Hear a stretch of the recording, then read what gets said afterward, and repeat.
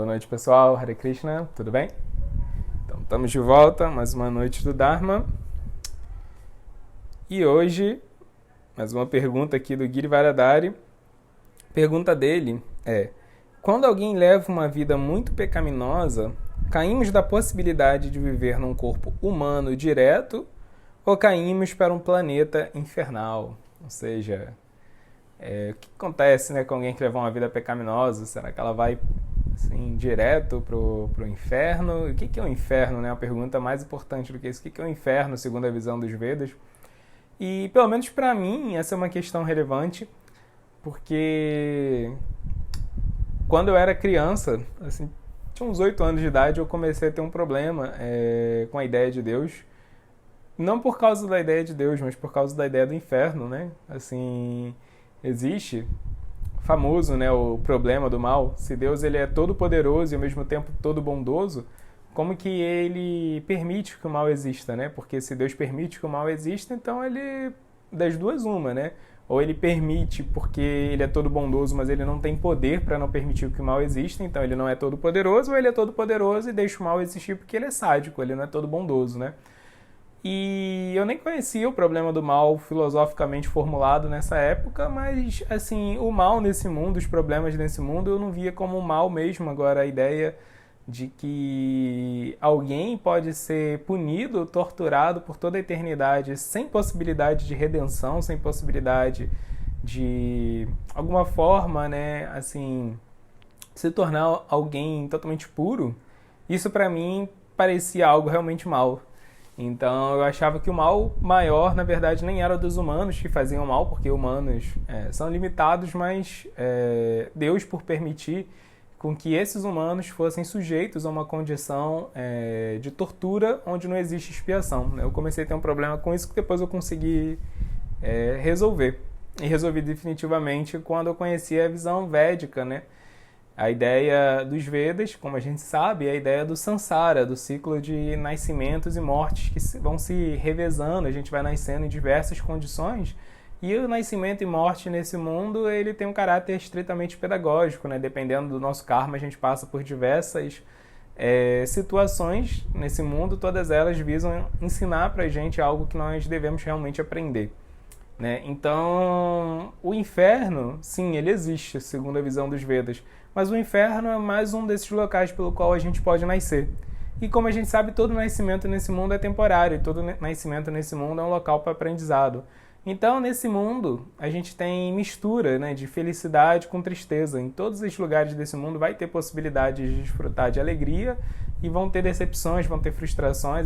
Essa dicotomia, essa dualidade é a marca desse mundo.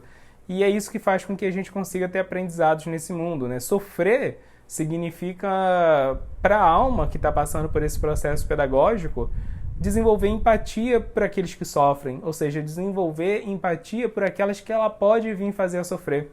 Então, passar por situações de sofrimento pode fazer com que a gente passe a valorizar mais os outros, ter mais empatia pelos outros e querer servir os outros, que é, em última análise, o grande aprendizado que a gente veio ter nesse mundo, né?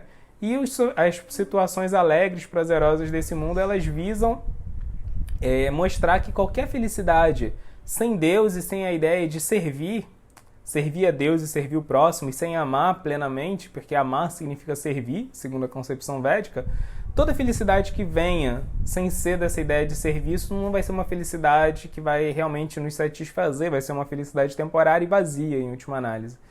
Então o inferno nada mais é do que um local onde a quantidade de sofrimento é muito maior do que a quantidade de felicidade, a ponto da felicidade praticamente passar despercebida, né? Assim, a tristeza, o sofrimento nesse local, nesses planetas infernais, é muito maior do que a quantidade de felicidade. E é basicamente isso que distingue a vida nos planetas infernais, segundo a visão védica, do que a vida em qualquer outro planeta dentro desse universo material. A quantidade de sofrimento, mas sofrimento e felicidade existem em todos os lugares e tudo é temporário. Então o inferno ele também é mais um local temporário, e o inferno ele é um local de aprendizado.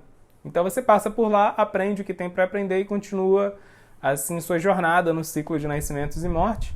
Mas assim, é muito interessante entender por que existe um local como o inferno né? Porque lá parece que tanto sofrimento, locais assim de tristezas tão intensas, elas não vão ter realmente assim um valor educacional. Parece que vai causar mais trauma, né, nas almas que passam por lá do que realmente ensinar elas algo útil. Então vamos tentar entender agora um pouco o que são esses infernos mesmo, segundo a visão dos Vedas, e mais do que isso, vamos tentar ter uma visão geral da cosmologia védica, do que os Vedas falam que tem aí pelo esse universo, né? E que a gente pode se deparar com todas essas regiões que existem no universo na nossa próxima vida, né? Então é bom a gente saber as opções que a gente tem e entender, né? Qual é o propósito de cada uma dessas regiões que existem no universo para o nosso processo de aprendizado espiritual. Então, primeiro, vamos ver qual que é a do inferno, né? William Shakespeare fala, né, que o inferno, ele fala, o inferno está vazio e os demônios estão todos aqui, né? Então ele dá essa ideia de que mesmo nesse mundo, mesmo no local onde nós vivemos, já existem pessoas com mentalidade demoníaca, perversa, então que a gente pode experimentar o inferno mesmo nesse planeta onde nós estamos, né? Por causa de guerras, misérias, inveja, cobiça, mentiras, trapaças, tudo isso podem criar uma situação infernal mesmo nesse mundo e Shakespeare está certo, né? Mas eu gosto mais de uma citação de um escritor contemporâneo, Al Welwyn, que ele fala, né, que existem lugares nesse universo que são feitos de lava incandescente e seres chifrudos e serpentes com presas, e esses são locais de tormentos para as almas. Mas esses locais não são inferno, esses locais são apenas locais, porque o inferno não é um local, o inferno significa o esquecimento de Deus. Então é uma boa citação dele. Por quê? Vamos ver por que eu acho que isso super combina com a ideia do inferno segundo os Vedas. Mas vamos retroceder um pouco, né? Em vez de falar direto do inferno, vamos falar do momento da morte. Segundo os Vedas, o que acontece na hora da morte? Quando nós morremos, nós somos levados para sermos julgados. E somos julgados por Yamaraja. Yama significa morte, Raja é o rei, ou seja, o rei da morte. Quem é esse rei da morte? Yamaraja, ele é um semideus muito especial. Yamaraja, ele é um semideus que ele é o responsável por legislar sobre o nosso karma, né? É dito que ele tem um assistente chamado Chitragupta que anota todo o nosso karma durante a nossa vida, né? Ele anota o nosso karma bom, anota o nosso karma ruim. Então ele tem acesso a todo o nosso karma, esse Yamaraja, esse semideus, e ele tem uma capacidade de discernimento incrível, né? Por quê? Porque ele é um dos Mahājanas. O que são Mahājanas, né? Mahājanas são os 12 grandes sábios que entendem tudo sobre o Dharma. É dito que só existem 13 pessoas que entendem tudo sobre o Dharma. O próprio Krishna, o próprio Deus, ele entende tudo sobre o Dharma, e esses 12 Mahājanas, esses 12 grandes sábios. E Yamaraja é um deles. Ou seja, ele entende tudo sobre o Dharma, então ele realmente, quando vê o nosso karma, ele vai ter maturidade, discernimento de julgar o que a gente precisa passar pela nossa próxima vida, olhando para o nosso karma, né? Então ele pode julgar o que a gente precisa passar na nossa próxima vida para a gente avançar no caminho do Dharma, né? Porque ele tem um registro completo do nosso karma e ele entende tudo sobre o Dharma. Então ele a função dele é legislar sobre a nossa próxima vida. Então ele fica lá recebendo as almas, né, que estão abandonando seus antigos corpos materiais que estão, né, falecendo, e lá ele vai julgando para onde elas devem ir na próxima vida, né? Tem pessoas que elas estão tão apegadas à vida passada delas e elas têm uma situação kármica tão negativa que elas não conseguem ir direto para esse julgamento de Yamaraja e elas ficam presas numa situação fantasmagórica. Então elas ficam vagando como fantasmas. Os Vedas realmente falam que os fantasmas existem e os fantasmas vivem numa situação muito delicada. Por quê? Porque o fantasma, apesar dele não estar vivendo num corpo biológico, num corpo físico, ele continua tendo todas as necessidades fisiológicas. Ele tem fome, ele tem sede, ele tem desejo sexual, ele tem sono, ele tem tudo isso, mas ele não tem um corpo para poder satisfazer esses desejos. Então o que acontece é que ele vai ficando realmente atormentado, né? E ele está super apegado à vida passada dele, ele não consegue aceitar e dar o próximo passo dele para poder nascer de novo e continuar o processo dele de aprendizado nesse mundo. E ele fica vagando por aí, e porque ele vai ficando cada vez mais atormentado, ele vai cada vez mais querendo descontar essa frustração que ele está sentindo nas almas que têm corpos, porque ele tem inveja delas, que elas têm corpos, né? E ele também está desesperado, está pedindo ajuda, igual quando uma criança, por exemplo, ela está numa situação muito desamparada, às vezes ela faz coisas para chamar a atenção, né? Para descontar a frustração dela nas pessoas, para que as pessoas notem ela e ajudem elas. Então, os fantasmas, eles vivem nessa situação marginalizada e até infantil. Eles querem chamar a atenção dos vivos e, ao mesmo tempo, misturado com esse desespero, misturado com esse abandono, eles também têm malícia, inveja, tudo isso misturado, né? Então, são seres que estão numa situação muito aflitiva e a gente pode ajudar esses seres, né? Sempre que o nome de Deus é pronunciado, né? Sempre que assim, cerimônias auspiciosas são feitas, sempre que o conhecimento sagrado é propagado e tem fantasmas ali por perto, eles são beneficiados, a consciência deles vai sendo purificada até uma hora que eles aceitam fazer a passagem, serem julgados e irem para a próxima vida deles, né? Então, as almas que não estão numa situação como essa, né, eles já conseguem ir direto para o julgamento lá com o Yamaraja.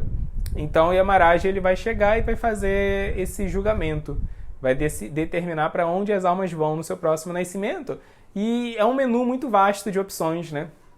Agora, pessoas que nessa vida elas definitivamente não souberam usar seu livre-arbítrio, elas, assim, pessoas que cometeram todo tipo de atos enganosos, errados, com muita malícia, conscientes de que estavam errando, pessoas que assim que têm um saldo kármico muito, muito, muito, muito grande, muito mais karma negativo do que karma positivo, ou seja, que fizeram muito mais ações assim inescrupulosas, erradas, ações realmente maldosas do que realmente ações boas, porque todos nós temos esses dois tipos de ações, todos nós temos esses dois tipos de karmas, mas uma pessoa que a balança dela está pendendo muito mais para o karma negativo, o que acontece? Ela vai para essa região do universo que é conhecido como Naraka, que é o inferno. O inferno ele é chamado em sânscrito de Naraka. E a palavra Naraka, né, Nara significa água. Então Naraka é aquele que está nas profundezas, porque segundo a visão védica, existe um oceano, né, que fica no éter desse universo, que é o Oceano Garbhodaka. E esses planetas infernais, eles ficam assim lá perto, no final do universo, ficam lá para baixo. Então a ideia é que, assim, que eles ficam lá nas profundezas do universo. São 28 planetas, né? Então, a própria palavra inferno em latim significa profundezas. Então, assim, a ideia de a gente traduzir Naraka como inferno, ela faz sentido até etimologicamente, não faz sentido só na ideia do local. Então, essas almas elas vão para um desses 28 planetas para aprenderem a não serem maldosas com os outros, não fazerem os outros sofrerem. Então lá elas passam por situações de sofrimento intenso. Então é dito que pessoas, por exemplo, que cometeram assassinatos, assassinatos sem motivos, né? Pessoas que fizeram atos realmente torpes, né? Ladrões que roubaram outras pessoas sem necessidade também, não é porque estava passando fome, não, pessoas que realmente foram maliciosas, roubaram, e as pessoas que ficaram sem suas posses depois passaram por situações de dificuldade, pessoas que cometeram crimes contra animais, contra crianças, que cometeram estupros, coisas vis, assim, coisas pesadas nesse nível, né? Líderes religiosos que manipularam seus seguidores, abusaram deles, coisas desse tipo, vão para lá, vão para essas situações infernais. E lá existem seres que são ajudantes de Yamaraja, chamados Yamadutas. E esses Yamadutas vão fazer essas pessoas passarem por situações de sofrimento, né? Então a gente vai ver nos Vedas diversas descrições desses infernos, né? Garuda Purana vai descrever, assim, o Devi Mahatmya vai descrever, e o Srimad Bhagavatam também vai dar uma descrição do inferno. E a gente vai ver que a descrição do inferno que tem no Srimad Bhagavatam é uma descrição forte, é uma descrição assim pesada, mas é muito menos pesada do que a descrição que a gente vai encontrar em outros lugares das escrituras, né? Não no sentido de que as almas que vão passar por lá não vão passar por um tempo de sofrimento, vão passar. O ponto é que o motivo pelo qual elas vão para lá é muito diferente. São pessoas que fizeram coisas realmente graves e foram reincidentes naquilo que fizeram, né? E nas outras partes dos Vedas, nas partes Karmakanda dos Vedas, a gente vai ver assim que o inferno é um local que muita gente vai, né? Pessoas que fizeram pequenos deslizes já vão lá pro inferno. Então, assim, parece que essas outras partes dos Vedas, elas estão fazendo um terrorismo muito grande, né? Toma cuidado, qualquer coisa que você fizer, você vai pro inferno. Enquanto a gente vê que a descrição do Bhagavata é muito mais ponderada, né? Pessoas que conscientemente fizeram muito mal para os outros, pessoas que reincidentemente prejudicaram outras pessoas de formas graves, elas vão para lá. Para elas entenderem a gravidade das ações delas, né? Para elas, através da punição, passarem por um processo de reforma mesmo psicológica. Então, é como a gente falou um pouco na live de ontem, né? Bhaktivinoda Thakur, ele vai falar que existem descrições exageradas do inferno. Não negamos que os Vedas realmente acreditam no inferno, mas tem parte dos Vedas que vão dar descrições exageradas para que pessoas que têm uma mentalidade infantil, pessoas que só vão se comportar bem por causa do medo do inferno, elas fiquem realmente com medo e se comportem bem, né?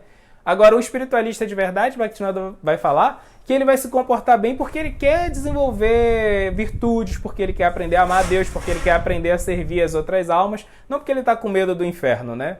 Então, por isso que o Bhagavatam, que é uma escritura assim sagrada mais madura para espiritualistas que já estão assim se esforçando para chegar num estágio mais avançado de yoga, vai ter uma descrição muito mais branda do inferno, né? Mas ainda assim existe, não negamos, o inferno ele existe.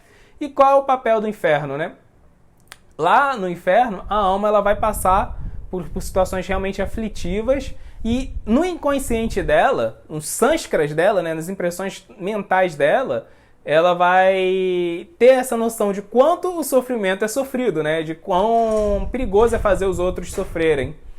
Então, ela, assim, isso vai segurar a onda dela. Quando ela voltar a nascer como um humano, quando ela voltar para esse planeta aqui, para essas situações onde ela vai ter apta a ter aprendizados, isso vai... Assim, esse inconsciente dela vai permanecer, né? E aí, desses planetas infernais, o que acontece é que depois ela vai nascer como um ser sem livre-arbítrio nos planetas assim como a Terra, né? Nesses planos de existências similares à Terra. Então, vai nascer como animal, como vegetal, como esse tipo de seres, e aí vai galgando, né, o processo evolutivo até chegar a ser um humano. Nessas formas vegetais, animais, como não tem livre-arbítrio, não tem a possibilidade de gerar novo karma. Só de pagar o karma antigo, só de pagar o karma que já se tem. Então vai sendo purificado, né, a consciência nesses estágios de vida. E aí o que acontece é que tem uma coisa muito interessante que os Vedas descrevem. Os Vedas descrevem que além desses planetas infernais, tem uma outra região, que às vezes as pessoas confundem com o inferno, mas não tem nada a ver com o inferno, que é chamado Bila Swarga. Bila Swarga significa o paraíso falso, né? O que é o paraíso falso? O paraíso falso são regiões, são planetas assim muito agradáveis, assim a vida lá é incrível, é maravilhosa, né? Só que o que acontece é que lá não tem nenhum conceito espiritual, não existe nenhuma noção a respeito de Deus. E não existe nenhuma noção sobre nenhum tipo de espiritualidade.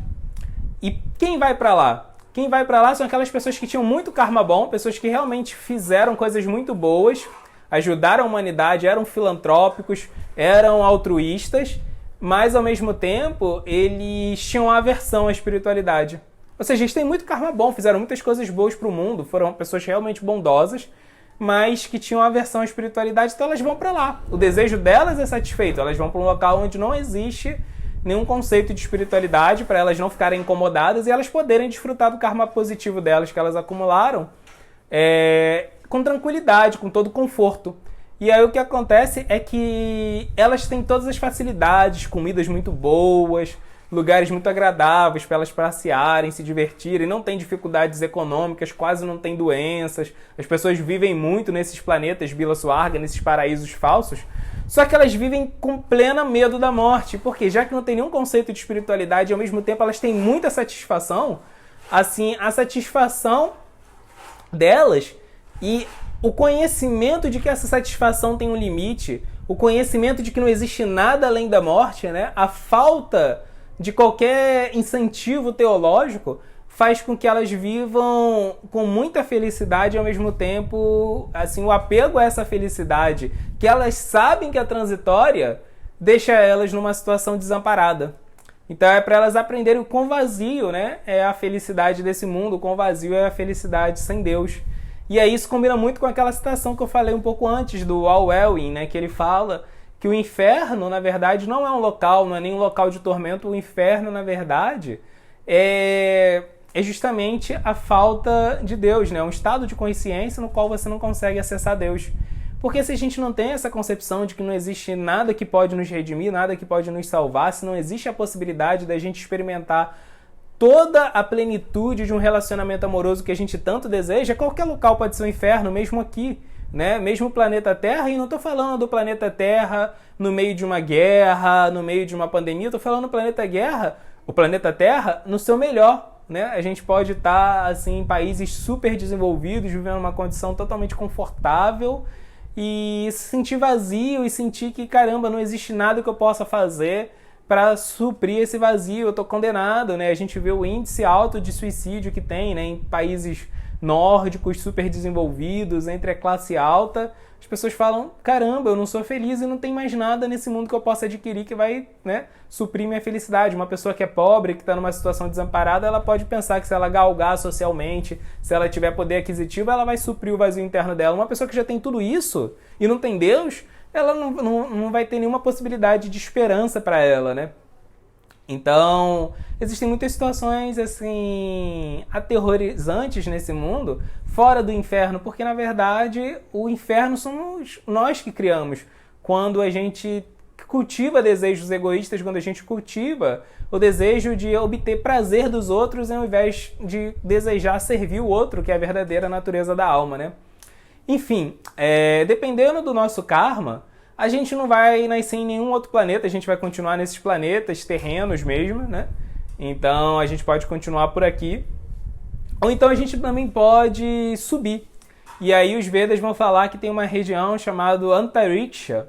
Antariksha é para onde vão seres assim que têm karma bacana. São seres que são muito apegados à sua vida passada, só que tem um karma bacana, foram pessoas bondosas, foram pessoas altruístas, né? Então quando o cara é muito apegado à vida passada e tem muito karma negativo, ele vira um fantasma. Mas quando ele tem muito karma bom e também é apegado, ele vai para Antariksha. E lá ele vai viver com os Pitris, né? Os antepassados, ou seja, ele vai reviver a companhia de pessoas que tinham um laço corpóreo com ela, que nasceram na mesma família, que eram amigos dela na vida passada e que também foram para lá. E ela vai viver assim situações muito bacanas nessas espécies assim de colônias celestes, né? Lá ela vai ajudar a curar os fantasmas, as pessoas que estão presas em fantasmas. Parece muito a descrição, por exemplo, do nosso lar, né, espírita, né? Então tem essas regiões, Antariksha, para onde vão pessoas que estão muito apegadas, mas também têm bom karma. Então é uma situação lá que eles vivem, onde eles vão continuar lembrando assim da vida passada, não vão conseguir se desapegar totalmente, mas pelo menos eles vão viver numa situação confortável. E o fato deles estarem ajudando aqueles que estão presos na forma de fantasma vai fazendo com que eles desenvolvam cada vez mais apreço pelo Dharma, que eles desenvolvam cada vez mais qualidades espirituais. Por quê? Porque eles estão servindo e não estão só servindo. Eles estão servindo seres que estão em condições realmente difíceis, né? Então essa é outra possibilidade de nascimento, você nascer nessas regiões, Antariksha, né? E pessoas que acumularam muito karma positivo e que eram religiosas, mas que ainda estão presas por desejos, né? Aí essas pessoas elas vão para os planetas celestes, né? Swarga. Nesses planetas celestiais, o que essas pessoas vão encontrar?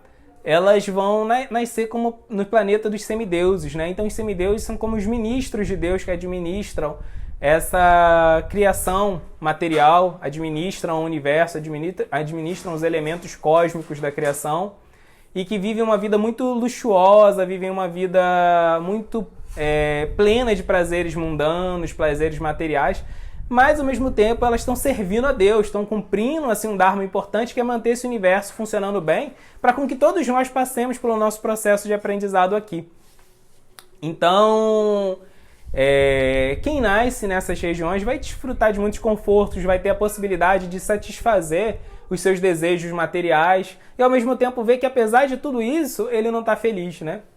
Então essas são regiões muito felizes assim, do universo, muito cheias de prazeres, né? Antariksha, essa região dos antepassados, né? e também essa região dos semideuses, para onde vão quem tem muito karma positivo, né?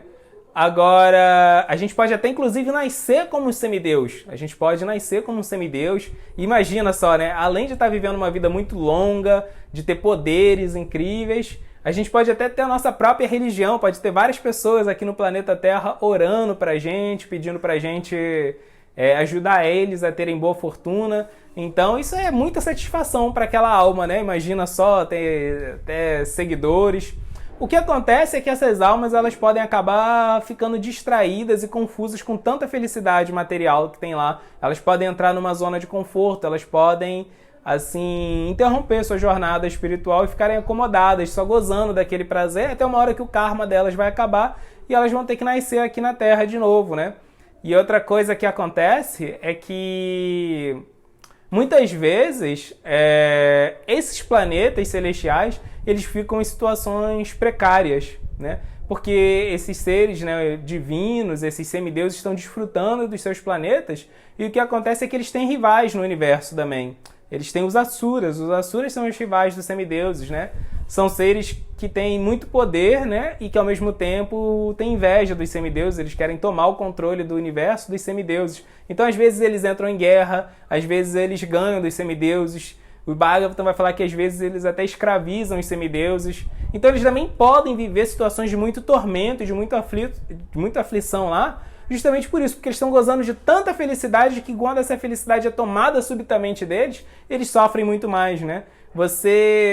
A frustração de você ter algo e perder é pior do que a frustração de você nem ter. Então também existem situações infernais nesses locais, né? E acima do planeta, né, dos semideuses, existe o que é conhecido nos Vedas como Saptarishi Mandala, né? Saptarishi Mandala é a região dos sábios. É uma constelação onde vivem sábios. Então esses sábios, eles são o quê? São seres que cultivaram muita renúncia, muito desapego, que não só assim foram pessoas piedosas, como mais do que pessoas piedosas, foram pessoas desapegadas, mas que ainda estão presos pelo apego de se sentirem desapegados. Então percebam como é sutil o nosso egoísmo nesse mundo. Esses seres, eles já são seres desapegados, mas eles ainda estão apegados à sensação de serem mais desapegados do que o resto do universo, né? Esse prestígiozinho ainda contamina eles, então é um verniz muito sutil de egoísmo.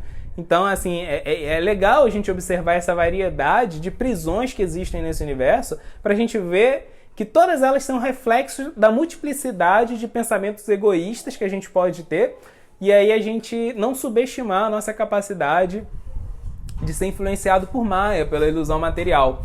Então, esses seres nesses planetas, né, no Saptarishi Mandala, esses seres são muito sábios, então eles vivem numa situação muito interessante. É dito que, por exemplo, esses planetas dos sábios são os únicos planetas em todo o universo material onde não existe política, são todos anarquistas. Por quê? Porque eles são tão maduros que eles nem precisam de sistemas assim governando eles não têm nenhum tipo de sistema político. É o único local no universo, né?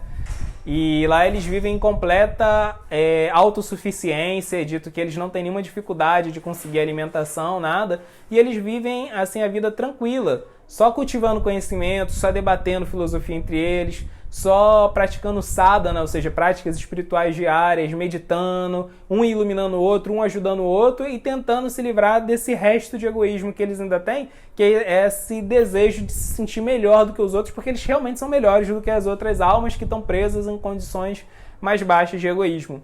E acima de todos esses planetas tem Brahma Loka, que é o planeta do Senhor Brahma. O Senhor Brahma é o semideus que cria o nosso universo, né?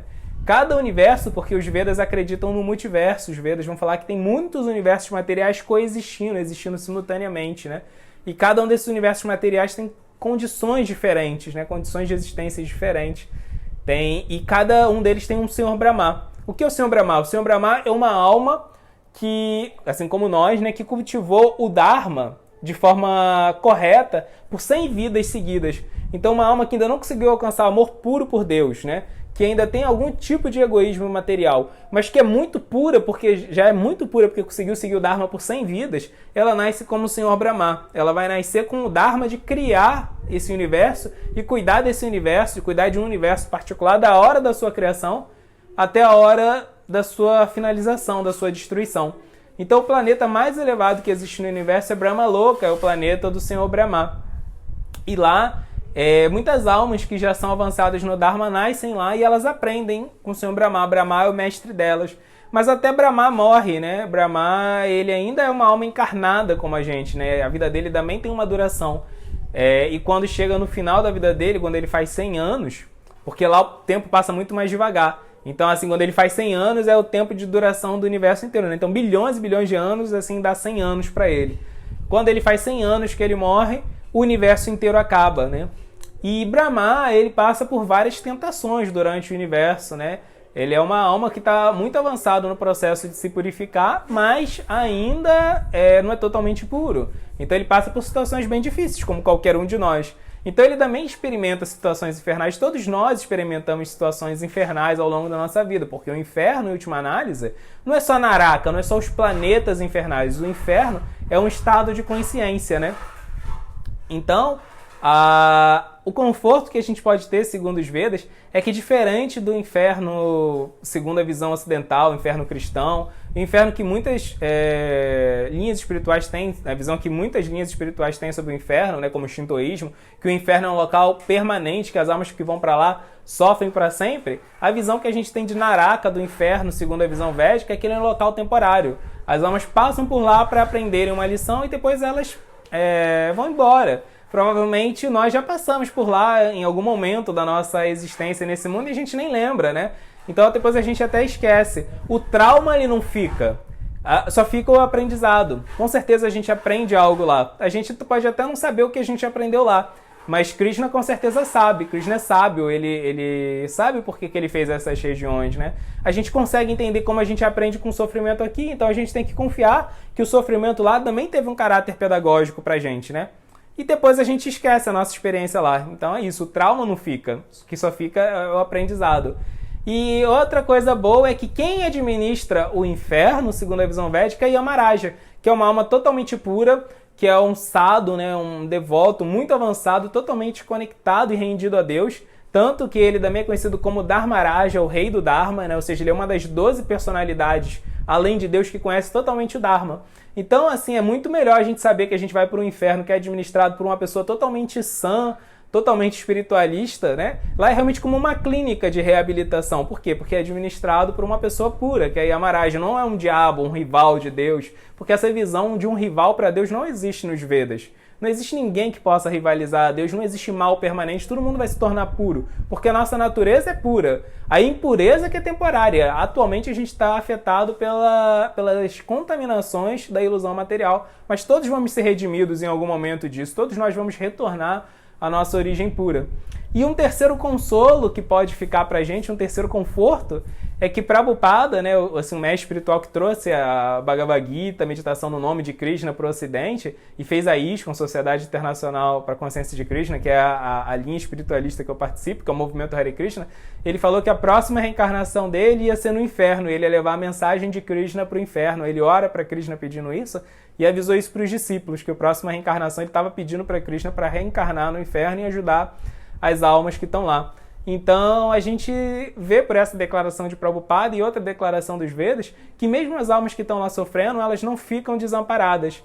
Grandes sábios, grandes almas puras, como Narada Muni, por exemplo, estão sempre passando pelo inferno e dando conhecimento espiritual para as almas que estão lá. Então, mesmo elas têm a possibilidade ainda de estarem nesses planetas baixos e difíceis, locais de tormenta e de tortura.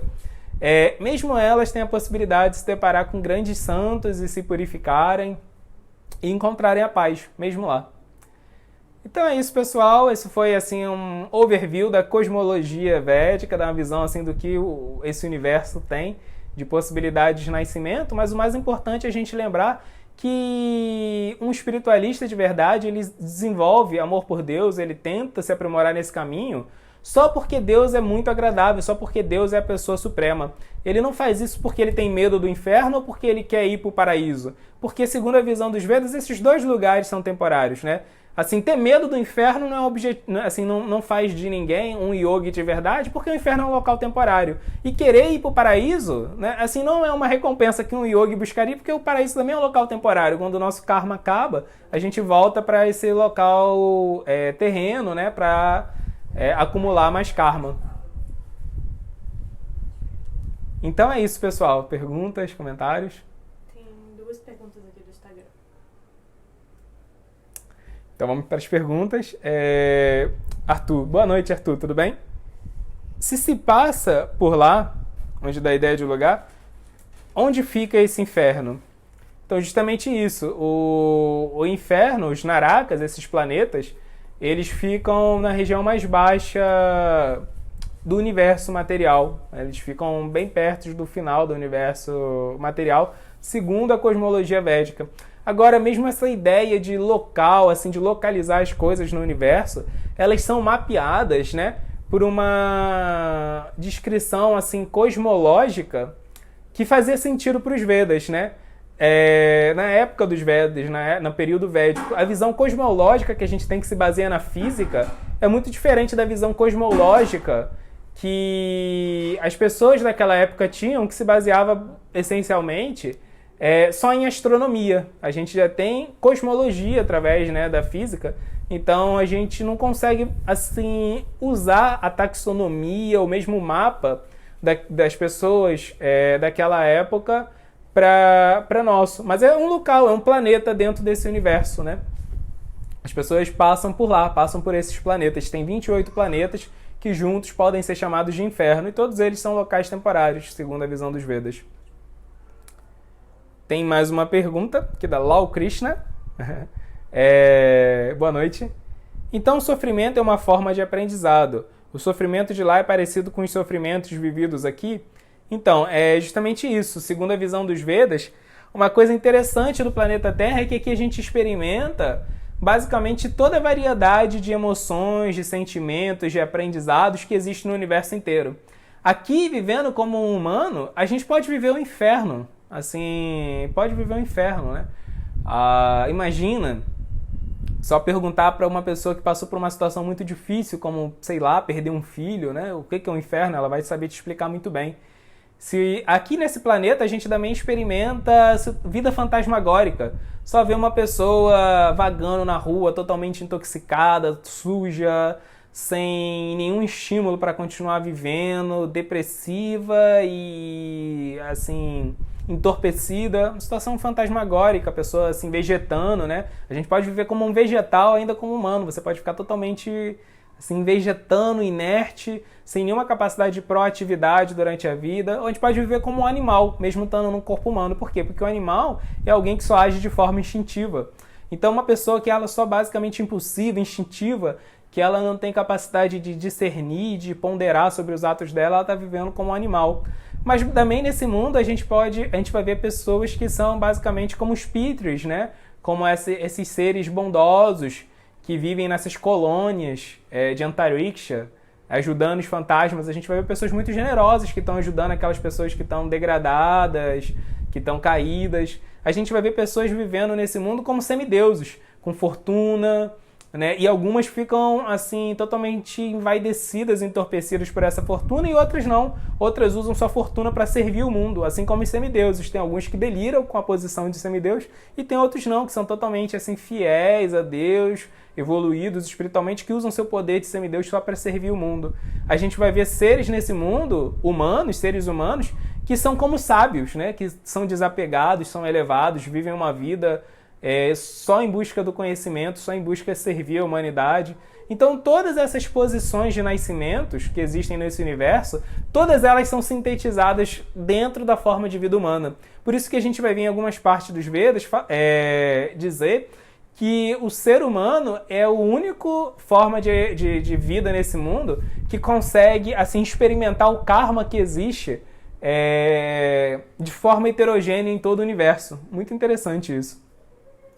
Aqui no Face tem a Daniele, mas ela disse que você já respondeu a pergunta dela. E depois tem a Patrícia. Então vamos lá. Boa noite aí para todo mundo. Daniele, Patrícia. Seriam os mestres ascensionados, os rishis? Sim, esses sábios que vivem nessas regiões dos sábios são exatamente isso. São o que algumas tradições chamam de os mestres ascensionados. Muito boa colocação.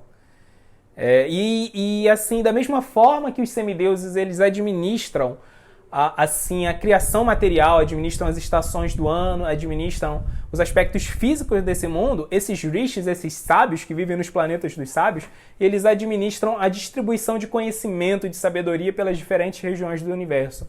Então, assim, muito bem lembrado. Muitas tradições chamam esses mestres ascensionados. A Margarete, no Facebook, logo no início da live, ela fez um comentário que ela disse que Allan Kardec estudou os Vedas. Ah, legal, não sabia. Isso foi novidade para mim, legal. Obrigado pelo comentário. Então vamos lá, Sara.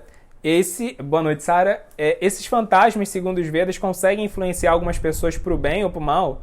Tem pessoas que a gente se sente incomodada com a presença delas, que ficamos aflitas, nervosas, agitadas, só em saber que estaremos perto delas. Às vezes dizemos que a pessoa não está sozinha. Essa pessoa estaria contaminada com uma influência de uma alma em situação conflitante? Total. Os Vedas falam que uma pessoa que quebra os 4 pilares do Dharma, ela se torna... na medida que a gente quebra os 4 pilares do Dharma, a gente vai se tornando cada vez mais suscetível a ser influenciado por esses fantasmas, né? Então, quais são os 4 pilares do Dharma? A gente fez uma live há pouco tempo sobre isso, né? Então, compaixão, pureza... austeridade e veracidade. Esses são os 4 pilares do Dharma. Então, quanto mais próximos a gente está deles, mais livres a gente está da influência desses fantasmas, né? Se a gente tenta seguir esses 4 pilares, só da gente tentar com sinceridade seguir esses 4 pilares, a gente vai se livrando da influência dos fantasmas. Mas uma pessoa que quebra, que se afasta desses 4 pilares, ela vai ficando cada vez mais vulnerável à influência desses fantasmas. E uma pessoa que faz isso conscientemente, que se afasta desses pilares conscientemente, não por ignorância, não por ingenuidade, não por confusão, mas conscientemente, aí ela fica totalmente aberta à influência desses fantasmas. E ela mesma adquire as características dos fantasmas, como você bem descreveu aqui. Ela fica nervosa, agitada, é exatamente isso. Depressiva, né? Tudo isso são características dos fantasmas que uma pessoa ela pode desenvolver por estar associada com eles, por ter se tornado vulnerável, né? Então, aqui tem uma mensagem de boa noite do Mauro. Muito boa noite, Mauro. Bom ver você aqui. E tem mais uma pergunta do Luiz. Alguma referência do que seria Jeová e os anjos, arcanjos? Boa noite, Luiz. Então, para os Vedas, Jeová é Deus mesmo, né? Mas Deus tem muitos aspectos, segundo a visão dos Vedas. Então, um desses aspectos de Deus é o que é chamado nos Vedas de Vishnu. Vishnu é Deus como criador desse universo, como o mantenedor das almas que estão nesse mundo, o responsável, né, principal, é o mestre das almas, assim, o responsável principal pelo nosso processo de evolução nesse mundo. Então é Vishnu. Vishnu é um aspecto de Deus. E segundo os Vedas, Jeová é outro nome para esse aspecto de Deus, Vishnu. E os anjos e arcanjos, eles são seres chamados Gandharvas. Eles são seres que são como espécie de auxiliares dos semideuses. Então eles têm bom karma, assim como os semideuses, mas não tão bom karma quanto os semideuses, eles não conseguiram acumular tanto, e eles ainda têm alguns desejos, né, de prestígio, de fama, de poder, e eles nascem como anjos. E a tarefa deles é ajudar os semideuses e também proteger as almas que estão em formas de vida humana. Então essa ideia do anjo da guarda, do anjo guardião, ela é verdadeira, segundo os Vedas concordam com isso. Existem os anjos, os arcanjos, né? O nome dos anjos masculinos são Gandharvas. E das anjas, dos anjos femininos, são Apsaras. Então eles cumprem esses dois papéis, ajudar os semideuses e proteger os humanos. Mas eles também são formas de vidas temporárias, né? Uma alma ela pode nascer como anjo e depois, quando acaba o karma dela, ela morre e nasce em outra forma de vida. É só mais uma vida temporária, né? Na verdade, semideuses, anjos, todos sábios, na verdade, todas essas são formas sofisticadas, refinadas de vida nesse universo material. Mas todos temos que transcender para o universo espiritual. E no universo espiritual, todos são iguais, não existe essas diferenças de humano, anjo. Então, mais uma aqui, Girivaradari, que é o responsável pela pergunta, é o autor da pergunta. Então, Girivaradari, boa noite. Quer dizer que os espíritos que ditam mensagens a médios no espiritismo seriam dessa região de Antariksha? Perfeito, exatamente. Eles vêm de lá, né? Eles são de lá e eles ditam mensagens porque eles já conhecem muito sobre o modo da bondade, né? Então a gente vai ver no 11º canto do Bhagavatam falando que esses espíritos eles são capazes de revelar os caminhos do modo da bondade. Então, assim, nesse sentido, o conhecimento deles é muito útil. Eles fazem um grande serviço para a humanidade. Eles têm um dharma muito importante de revelar esse conhecimento para esses médiuns. E o Bhagavatam também fala que eles têm uma limitação. Por quê? Porque eles ainda são almas condicionadas. Então, eles não conhecem plenamente o amor por Deus. Essa ideia de amor por Deus, eles ainda é um tema que eles não dominam. Senão, eles não estariam lá. Eles estariam em regiões mais elevadas ou teriam transcendido totalmente, né, esse mundo.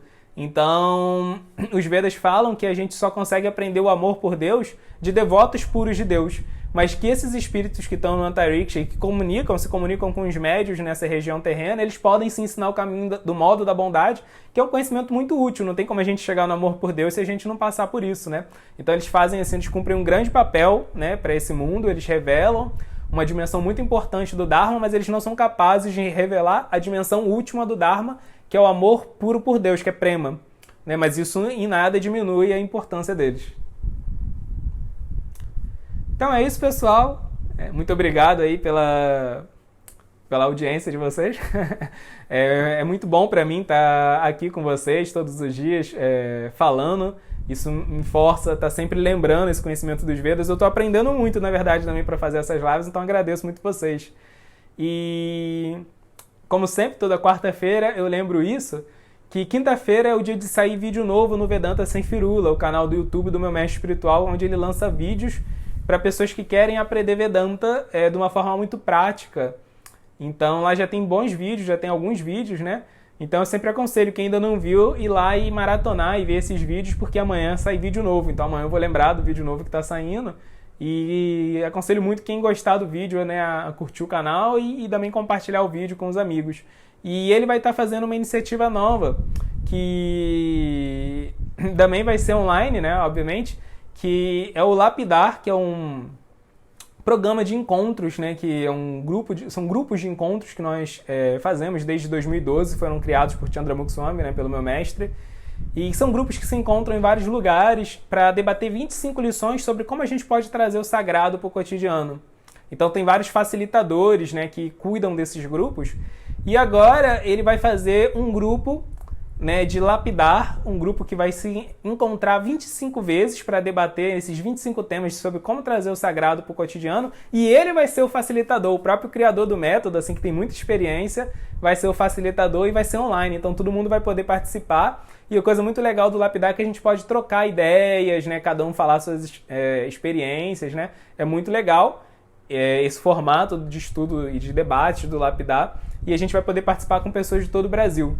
Então é um projeto que em 21 dias vão ter 25 encontros para promover esse curso, né, do Trazendo o Sagrado para o Cotidiano com o próprio Chandramukh Swami. Então quem tiver interesse, dá uma olhada na página dele no Facebook ou no perfil dele no Instagram, que lá tem mais informações.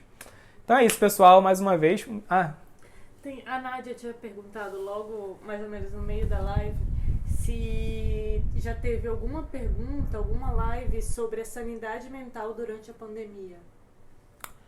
Oi, Nádia, tudo bem? Boa noite. Não teve uma live sobre esse tema. Especificamente, a gente fez, antes da gente começar a noite do Dharma, a tarde do Dharma, lá atrás, na pandemia, a gente estava dando um curso sobre Brahma Samhita, que é uma escritura, e aí teve uma das lives do Brahma Samhita que a gente falou sobre esse tema.